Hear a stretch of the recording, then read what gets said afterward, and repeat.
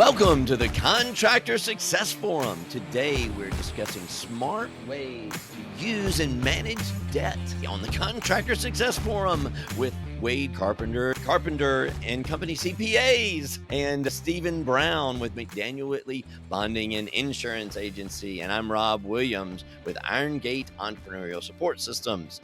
And we are here to discuss how to run a more profitable, successful construction business for you, our listeners. We are, again, talking about smart ways to use and manage debt. Man, this has come up a lot for me in these last COVID months and in years. And it's crazy some of the balance sheets that I'm seeing coming in here. I know Wade has got a lot on this one, but Stephen, you also look at this too. Wade is our CPA. He's very familiar with these things. But Stephen, I'm curious from you too, as a bonding agency, how do you guys look at it? And what do you think smart and not smart? Well, we always agree on this podcast. We're all pulling at the same set of oars, right? Yeah. Our objective is to help contractors have less stress and make more profit. And so, from a bonding perspective, it's no different from your perspective, except for the fact that the bonding companies look at your debt as how it affects your working capital, your ability to have cash. And we've talked so many times about cash flow. But debt, if it's a long-term debt for equipment or some other financing reasons, is okay. It's the short-term debt. A lot of contractors say, no, I don't want long-term debt. I'm going to pay it off. I'm going to pay it off. When you have debt, it comes out of your profit. That's the chilling part of it. Where do you get the money to pay for the debt you already have? And we talked about this for a long time before we started the podcast. There's just so much we want our listeners to know about debt. One of the key things you just said there, what a lot of people don't realize, and it was kind of eye-opening when I said it out loud the first time, was like, you absolutely have to have profit to pay back any debt. There's a lot of things we're talking about today, but the difference is, are you in debt for your survival, or are you leveraging debt for your growth? We were just kicking this around, the different philosophy that Dave Ramsey can't ever have any debt versus leveraging debt for your growth and for smart growth.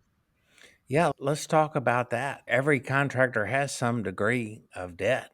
In an ideal situation, you want to have enough cash in your company that you don't need to borrow money, that you're financing things on your own. As there's an expense to borrowing money and there's stress to borrowing money. But at the same time, it can be a good thing if you have something you want to accomplish. What if you need a new building? It may make more sense from a business standpoint to finance the cost of building your new building. And that's good debt. You're managing it. It's part of your business plan. Yeah. I always hear smart debt, and people say, oh, smart debt. I don't know what not smart debt is. Is that dumb debt or stupid debt or something? When I hear a contractor talking about it, it's smart because he said it was smart. So, well, okay, it was smart for me because I needed the money. So I wonder what smart is. What is smart debt and what is not smart debt? I think about it like, just for using the example of a line of credit. Are you using your line of credit to go buy a pickup truck? And then assuming that, hey, I got a big check coming in, but then that big check comes in and then you got to spend it on something else. And then you're stuck with a short-term debt that's screwing up your working capital ratios. I think that's just the improper use of a line of credit. Right. A line of credit should be used when you know you've got a job coming up that's going to be slow pay and you're going to need to finance your payroll and other things until that money comes in. That's the use of a line of credit. If you're using it for trucks and everything else and you don't make a profit, the next thing you know, it's maxed out. Then that's bad debt, right? Yeah. Right. Yeah, I think that bad debt thing, I think everybody would agree on a six-figure automobile that you buy with your business line of credit. I think that's pretty much the main example of not smart debt, or that motorhome that you buy with your business thing. I do know when we were growing up, we had a mobile office that was a Winnebago. So I was like, Dad, I don't know if that's smart. But I think that in their mind, they literally thought they were going to use that as a mobile No, I office. remember seeing that out at job sites. Yeah. But there are other kinds of smart debt when you're using that for your business and you're using it for your overhead rather than what Stephen was talking about. I think that's where a big confusion is, where people think that's smart debt, because I don't think they even understand that they're borrowing it to finance losses or finance their overhead is too high. Rather than cutting that overhead or figuring out a better formula, they use debt to get deeper and deeper in the hole. And I think that's where people think they're using debt smart. They just don't realize what's happening. And that's where I look at my past history, especially when I was starting up companies. We were pouring it all into, quote, startup cost, which meant we were just very wasteful in using our overhead, trying to grow too fast. And we didn't care how much we were spending because we were just trying to get the revenue number up and we weren't looking at the gross profits. Stephen was talking about this before we kicked this off. You were talking about the typical guy that kicks off his own business, starting off doing it on the side. You want to talk about that? Well, say you're starting a new construction business and you want to start one from scratch. I would say that one of the first priorities is for you and your spouse to have good personal credit. That involves showing financial maturity on your own in order to get a good credit score. But remember, you can get credit scoring bonds now. Get bonds up to $1 million, sometimes more, based on just your personal credit score. So, say you're starting off your own construction company, you're going to have expenses and debts. Eventually, you're going to take on employees and you got payroll, and then you're going to need some equipment and you're going to need this and that. Well, a lot of that is financed through debt on projected profits you think you're going to make. And if you don't know whether you're going to make those profits or not, you can't make those debt payments. We talked about this and we talk about the fact that you have certain equipment and other items that you need to do the job, and it needs to be acquired to do the job, and it's built into job cost. So it's either going to be rented or leased or purchased outright. That decision has to be made. We talked about that in another podcast. But as far as debt is concerned, folks understand that most people have a general degree of debt. And I think it'd be important for us to talk too about kind of when is too much, when is considered too much. For personal credit, it's if you're using more than 30% of your available credit on a regular basis. So think about that. The personal folks who are really out on a limb extending credit to folks they don't know is 30%. Wade, what are you recommending? Where's the red flag when you're looking at someone's financials? Well, typically, what I define as a healthy company is no more than 3-to-1 debt to equity. That's general rule of thumb that I usually tell a lot of people. And it would be different for like a heavy equipment guy that needs to finance a whole bunch of heavy equipment versus a Sure. general contractor. But generally speaking, the bonding companies and the bankers start getting nervous, especially when you get above 3-to-1. So give an example of 3-to-1 debt. Let's just say you had $300,000 of debt and $100,000 of equity. That's 3-to-1 debt. $301,000, you're getting into the danger zone. Yeah. And what is equity? Because I think a lot of our guys don't understand what equity means. It's not what will you value your company, as an appraisal. What is equity? Your assets minus your liabilities? Or, Well, you just said it, yeah. obviously, and we obviously could go down a rabbit hole there too. But essentially, it's whatever profit or capital you put into the company or profit that you've retained in that company. Yeah. And the biggest thing, again, you got to have profit to pay off debt. So when you're growing, you got to have more cash than you normally would. And typically it does end up with things like you've got to borrow the money to get there. And traps like credit cards or having a line of credit that's too big. And sometimes you forget whether we're using this in a smart way or a healthy way. Yeah, credit cards are the definition of short-term debt Yeah. because you got to pay at the end of the month or else you're paying 22% interest on your money. So it's terrifying debt. It's the worst kind. Now you have credit cards for your employees to meet their travel expenses and stuff. That's a different animal. But you also have debt that comes from your equipment usage. What about a debt when you're in survival mode? What do most contractors do when you notice that they're in survival mode? What do you What do see? they Well, what do they do? I mean, they'll max out those credit cards, but in the last few years, what's really been scary is all these pay by the day or pay by the week things that are people have no idea how expensive these things really are, but they need the cash flow and they get desperate. And if you look at the interest rate on these things, it's amazing how much these things cost you. So Yeah, but they look so friendly in all their ads, Wade. I mean, I they're know. really And they're when really you're desperate for cash and you got to pay the people, yeah. sometimes we do some things we shouldn't necessarily do, but the idea is let's get out of that cycle. Wow, get out of the cycle. Rob, how would you, as a profit first coach for contractors, how would you help someone that was over their head in debt? Well, it depends on why they were over their head in debt. I think you start looking to see Well, you got to what realize they're. you have a problem first. Yeah, Like, you identify the problem. What is it? Is it because your cash flow cycle is wrong? Is you're just receivables too long? And actually, I'm seeing a lot of that with COVID. We're seeing some unbelievably long average receivables, even though they might have their ongoing jobs, that they're just some really long term ones, which that's a different answer that when you see they're not profitable or they're not making enough gross margin to cover their own overhead and their expenses. That's the one that I'm more worried about. The first one we were mentioning about, I figured they're actually making progress. And that's the other thing. Can you figure out when somebody comes to you, have they already solved it and they just don't realize they're already coming out of the problem? Or are they not getting out of the problem? And sometimes I don't have history to know. So those are the first things that I look at. Is it receivables, payables, and the difference? And are their jobs? That's another thing we're seeing, especially with COVID. Did their job cycle just go out so long, even though the receivable may not be long, their WIP, their work in process is just taking so long. So their cash flow cycle is crazy long because these jobs are taking 5 times longer than they're supposed to. mhm. And people don't So, realize that. so is that smart debt if you realize that and you try to finance that, or what?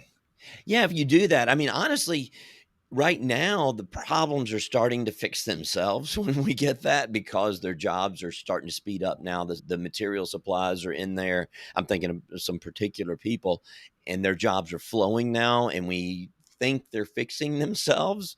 But you've got to watch out because some things have happened in their overhead. Maybe as they're doing this, I know for me, I would spend and add overhead trying to fix this job and push these jobs. So I'm seeing now their overhead is too much because they were trying to do something about it. And what do you do about it? You spend money to fix something. And so now they've got these miscellaneous expenses that are in there. So we got to get that back under control and figure out that plan for the next few months so your cash flow cycles are coming in to where your money's being turned over better. That's the one time hit that you get in, but now you need the recurring, constantly improving cash flow of profitability.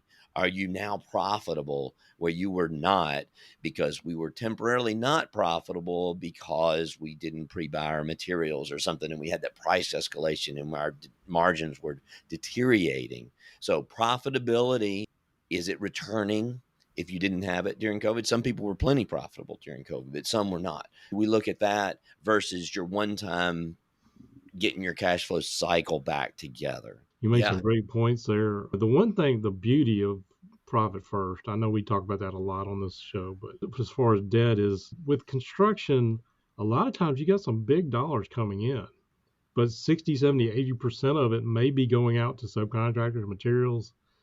And when you see these big checks, it's easy to say, hey, I've got all this money. I can easily do this or whatever. But when you put it in the buckets that profit first says we got to have something for us to eat off of and something to pay our people off of and something to cover our taxes, and you start putting in these buckets, that is a big realization that, hey, all this money that came in, I can't go spend it out. And I got to put something back to be able to finance this debt. We talked a lot, and I've learned a lot from both of you guys about just the psychology of managing your business and managing money. How you think when you have a huge bank balance how you feel about taking on debt. It's a Yeah. personal issue, and it doesn't have to be. Yeah. I want to add on to what Wade just said, piggyback off of that, because the first thing that came to mind communicating that to somebody is, what envelope are you putting that money in? And when all this money is coming back in, that's a really good point. How do you control that? And what do you use that for when it comes back? Do you immediately pay off your debt? I've actually seen some contractors that were really doing well just because they got it. They didn't have the envelope because they knew to not pay all their credit cards, for example, all down right now, because they knew that they needed in their material envelope. They've got bills to pay, so they pay those before just, oh, here's this debt. A lot of people's first reaction would be, let's pay the credit card off. And maybe the credit card's not a good example because you can charge it back on a credit card. Let's say maybe a bank loan, because the credit card's revolving, you could get it back. But the smart use of it, when you get that money in, use your bank accounts in Profit First like they're the envelope. So divvy that money up into the right envelope, and then you know where to spend it. Yeah, Wade, that was a really, really good point. That's probably one of the most important things to think about right now, is when that money's coming and going and you get big chunks. It's not a big chunk, it's a bunch of small chunks. Chunk it down into smaller envelopes Chunk it and down. I like it. chunk it down. Yeah. Man, we need to change the title to Chunk It Down. I love Chunk that. it Yeah. down. Okay, well, that big bank account, just having that one big bank account, you can get drunk looking at that thing. Basically, you feel like you can conquer the world. You ever go on a cruise, or you have like all you can eat buffets? I don't know what you got there in Memphis, Golden Corral or something. Most of them have closed because of COVID. I don't know if we Yeah, have any well, anymore. like I said, but I mean, when you have a buffet style and you got all the money there, you're going to overeat. I've never known anybody that goes on a cruise and comes back weighing anything less than when they left. It's the same thing. When you got all this money there, you're going to go grabbing at it, and everybody has their hand in it. But if you put it in these buckets, you're more likely to say, hey, I only have this money to spend for this. And Hmm. that's where I think the power in Profit First comes. Yeah. Chunk it in that bucket where it needs to go. Chunk it. Okay. Chunk it. Yeah. Spoken from the big chunk right here. I know we talk about the long-term debt versus short-term debt, Oh, great. and I know we were making the point about, we probably should say this because I don't know that everybody necessarily knows that, but what short-term debt is it should be what is due in principal in the next 12 months, whether you're doing a year-end statement or a, say, 6-month June statement. So that definitely has an effect on your working capital. And when you're using long-term debt to grow your business, if you're leveraging, that's the difference. Are you trying to stay out of survival mode versus leveraging somebody else's capital to be able to grow? If you're doing it in a smart way, and if you're doing it with a plan to pay it back, then that is smart debt. Yep. I agree. I thought of one other way that I used to think of smart debt was, well, if the bank looked at my books and they gave me a loan, then it must be smart because they know everything and I don't. So we just thought that is, well, the bank said they think it's okay, so it must be all right. That was another way of thinking it versus taking like a personal loan for your business or something. I would have thought of that is not smart debt because the bank wouldn't loan me the money, which is not true. Right. But what you were just saying, that long-term, short-term debt, that's another thing to think about. You guys were pointing it out this morning. I was like, oh, yeah, I need to keep remembering that because it's important, especially for our guys that are bonded contractors. Those ratios are very important to know where that's categorized. Debt is not just debt. If you bring that to long-term debt, Stephen and them are better because that means you don't have to pay that cash back in the next 12 months, even though you keep revolving it.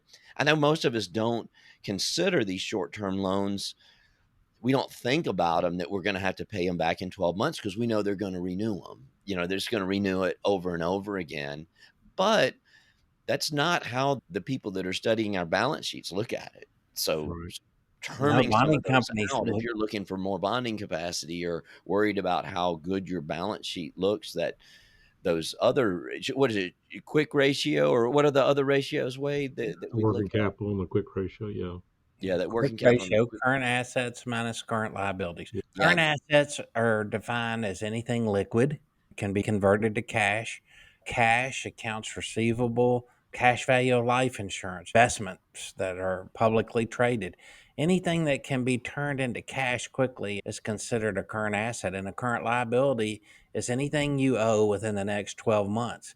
So, from a bonding company's perspective, we look at your fiscal year end, say it's December 31st, look at a snapshot of how things look at that time and what the CPA has put in their financial statement. And then we take that as a starting point and start talking about what your needs are for your bond program. I just don't think I ever really tried to move those things to longer term debt. I mean, I might have for some reason, but when I was looking at my balance sheet, I didn't think about that.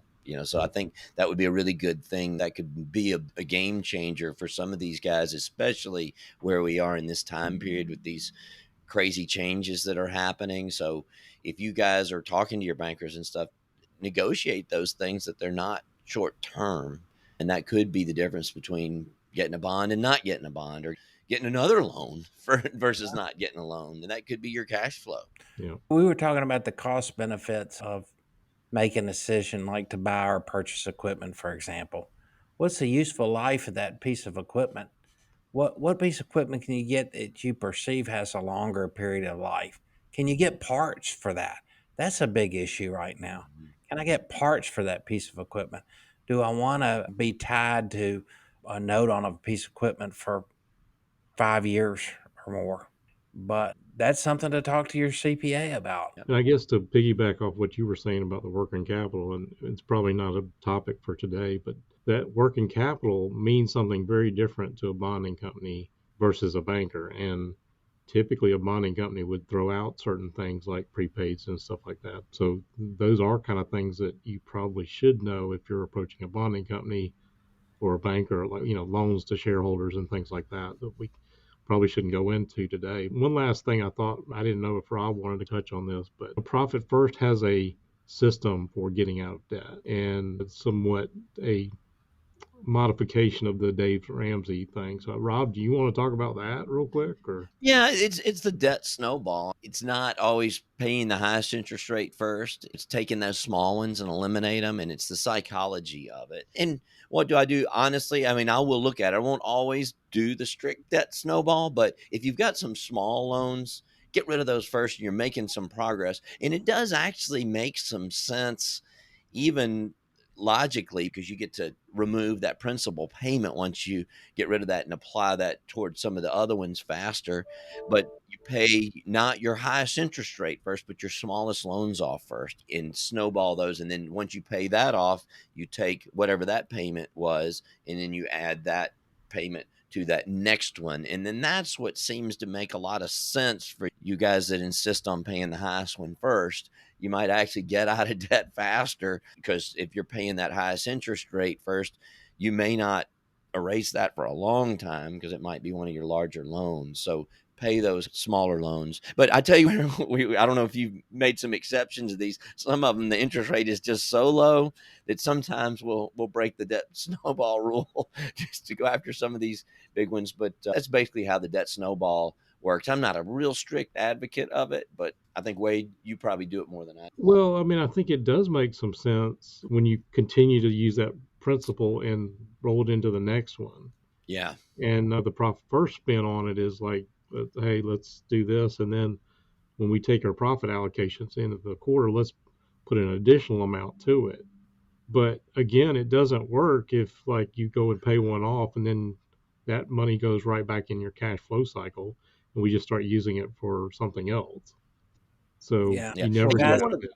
One of the other things you were talking about, these longer term versus shorter term debt. I do kind of like to look at the shorter term principal payment, that they're forcing you to do those principal payments because you can get cash flow. Sometimes I'll actually look, where do we make an exception on the debt snowball? Sometimes when I see somebody's got a really long-term debt, that principal payment is not forced very long, I like to pay the ones off first that are already forcing you to pay that principal down really quickly, which tend to be the smallest ones. I mean, it kind of matches, but sometimes not, because if you're paying that one off, then you get a better voluntary cash flow. If you can pay those force principles off first, then tomorrow in the next few months, if you get a big cash flow, that longer term payoff is not going to be as great of a cash flow difference as paying off the quick amortization loans first. So you have to look at each and every debt that you have and the terms and conditions of your payments. But as a general rule, how do you eat an elephant? One bite at a time. Just take a bite. Don't be afraid. I rented a stump grinder last weekend and I thought, man, And this you is didn't great. call me? I'm A sorry. I wanted to operate a stump grinder. I want to learn to operate a stump grinder. Well, I've got another one coming up. But anyway, You I just call me. thought I could throw this bad boy on the top of the stump and just destroy it in 10 minutes and go about my business. But actually, it doesn't work that way. You got to kind of chip away at the outside and sweep back and forth and take little bites out of it. So you can't just chunk it down. Yeah, You got to take little bites out of it. that's right. So take out little chunks, Phrase of the day, chunk chunk it it down. down. There you go. Okay. All right. Well, this is a really good episode. And right now, this is probably one of the most influential topics that we can have right now, because we're seeing big needs for debt. We're seeing tremendous growth in certain areas, and we're seeing tremendous negative cash flow in other areas. It's just been a crazy last couple of years where these balance sheets are just so critical, to where we had such a long run of just looking at profitability and everything was so steady, that now, man, we've got to be balance sheet experts and looking Right. at our debt. So, any other closing statements? No, chunk it Going. down. I mean, the only thing I would say is talk to one of us if you're concerned about your debt. And sometimes it takes an outside view of like, hey, let's look at this a little different to get out of debt. Chunk it. Yep.